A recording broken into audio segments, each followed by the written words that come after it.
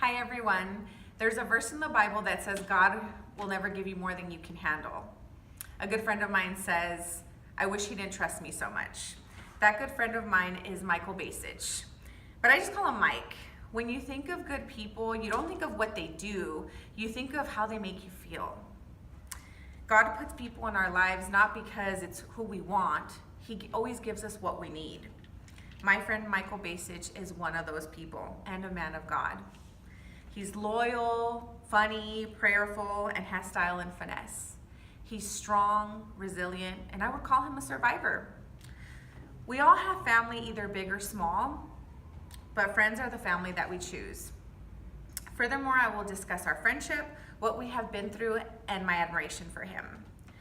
Mike, is a stand-up guy. He is a believer and it shows. Some people talk the talk, but Mike actually walks the walk. If you ask him to pray for you, he really does. He does something that no one else I know does. He has a pocket calendar that's his prayer book. It's called The Book.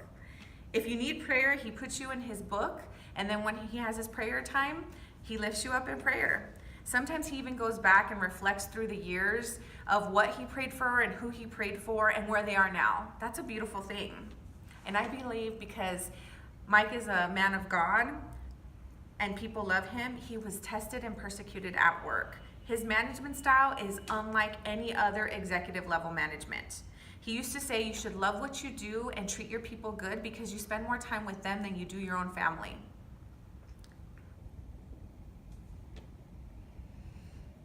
He is a people person and he knows how to talk to people from all walks of life. He makes you feel comfortable. He is that guy.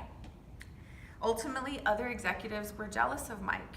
They badmouthed him and insulted him and his work.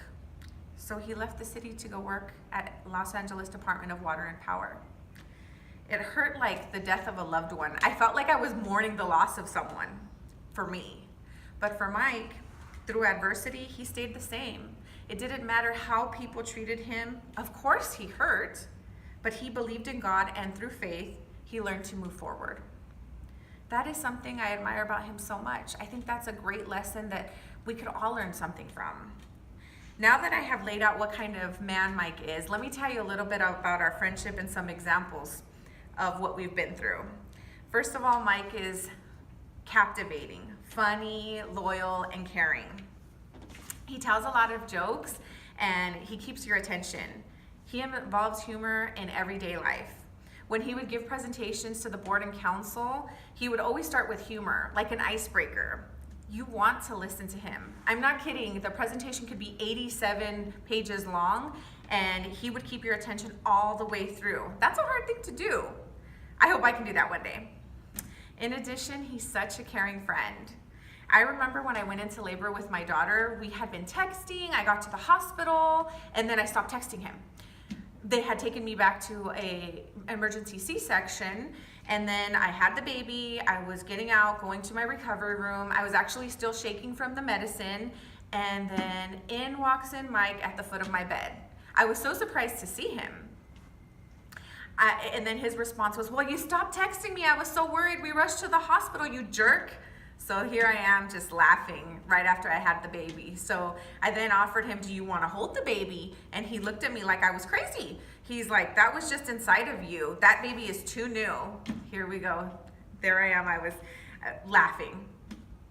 But on a serious note, and most importantly, my husband was scheduled for near brain surgery in 2014.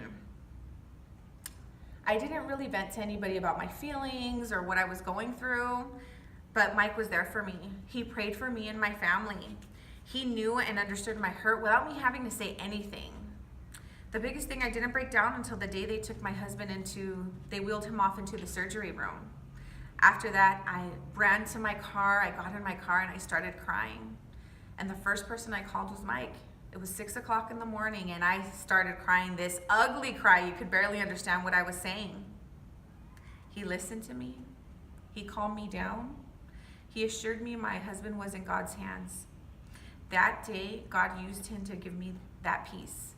And not just that day, on many occasions, first big and small, God uses people, and I believe God uses Mike.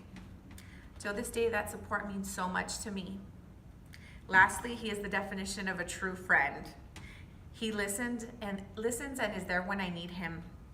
Through all the seriousness, he still makes me laugh, makes me crack a smile no matter what I'm going through. I will text him, I miss you, how are you doing, how's your day, I love you.